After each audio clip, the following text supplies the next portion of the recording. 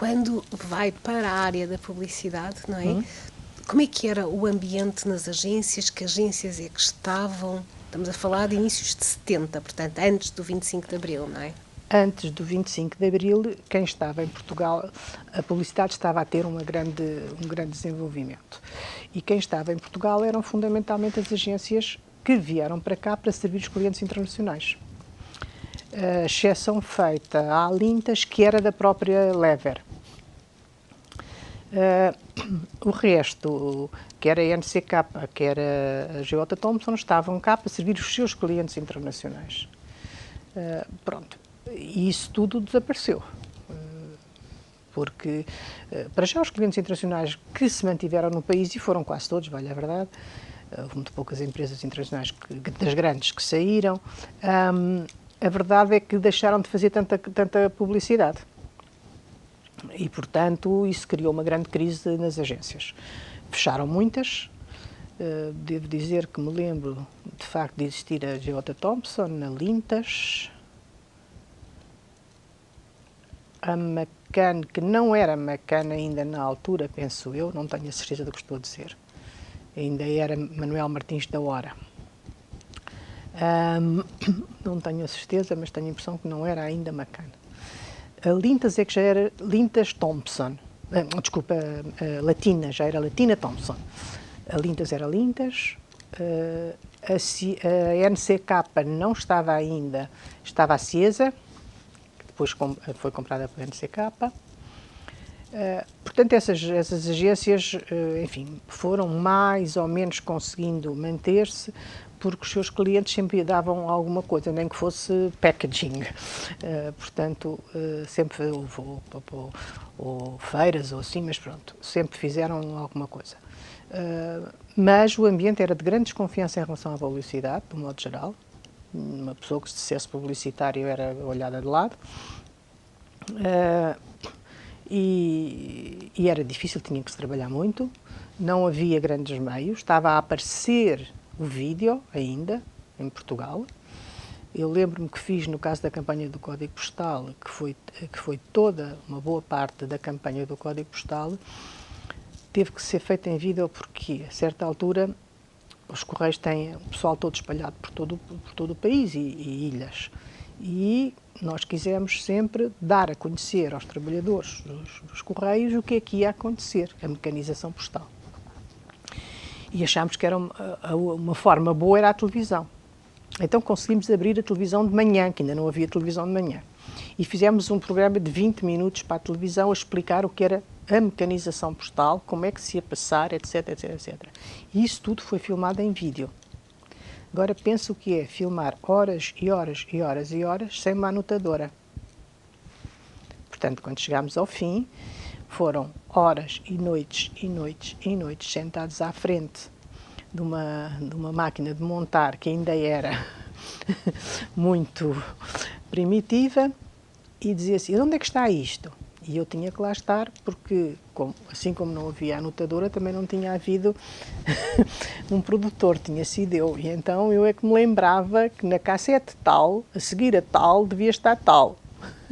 Porque como quem tinha feito o guião tinha sido eu, conseguia saber a lógica da questão.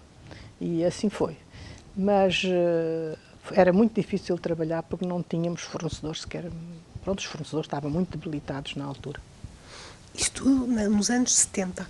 Sim, até aos anos 80 isto foi difícil. Até aos anos 80. Poderá parecer absurda a minha pergunta, e se eu for, peço desculpa. Do ponto de vista da publicidade, sentia-se a censura ou não? Sim, claro. Como era? Claro que se sentia a censura. Praticamente não era porque nós não entrávamos por aí, mas sabíamos, vamos lá ver, e não entrávamos por aí porque o ambiente em Portugal não era muito quer dizer, os consumidores não gostariam muito, por exemplo, de um certo tipo de piadas, de um certo tipo de contextos, etc, etc. Portanto, o próprio ambiente em Portugal não era para isso, portanto, nós não notávamos muito. Mas, por exemplo, eu tive que ter muito cuidado com o que escrevia para o Reader's Digest, que não só tinha a censura portuguesa, como tinha a CIA do outro lado. Portanto, tive que ter algum cuidado. Mas esse cuidado era dito a priori ou tinha mesmo, ou há instâncias de não, decisão? era sentido, era um sentido, não isso não, aquilo não sei o quê. Pronto, era sentido. Por exemplo, no caso do Reader's Digest, eu pessoalmente era considerada uma perigosa comunista, portanto era difícil aquele cliente e eu tinha que escolher da revista os temas que deveria publicitar e isso nem sempre acertava. Mas também não foi assim uma coisa muito óbvia. Por exemplo, na imprensa os anúncios passavam alguma instância prévia? Não, era o jornal que tinha que mandar, não éramos nós. Era o jornal. Nunca éramos nós. E não me lembro de um anúncio ter voltado para trás. Não me lembro. Mas não me lembro, não porque a gente também tivesse um cuidado muito especial, mas é porque o próprio contexto, nós não íamos sair da cultura nacional, de certa maneira. Portanto, não havia assim.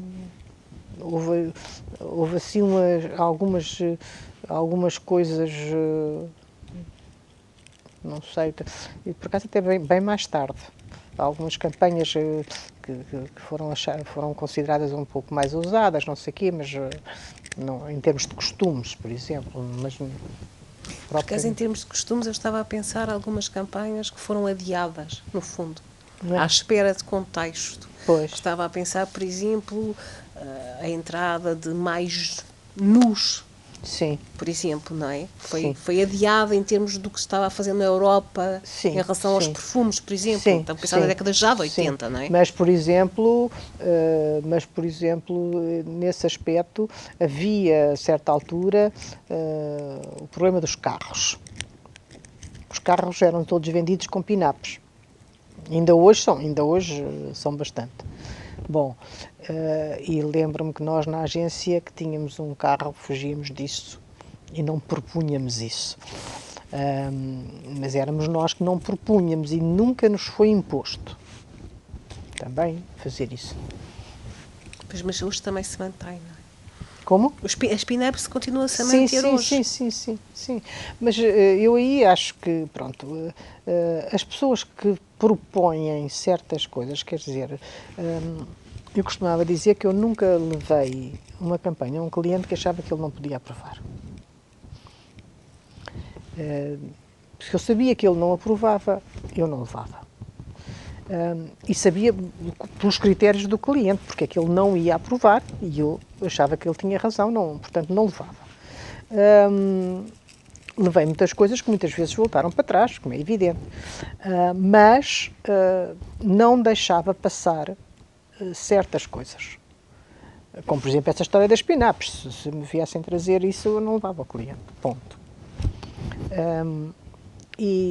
Portanto, nunca tive muitos problemas. Tive mais problemas com os meus colegas do que com o cliente. Normalmente não tive.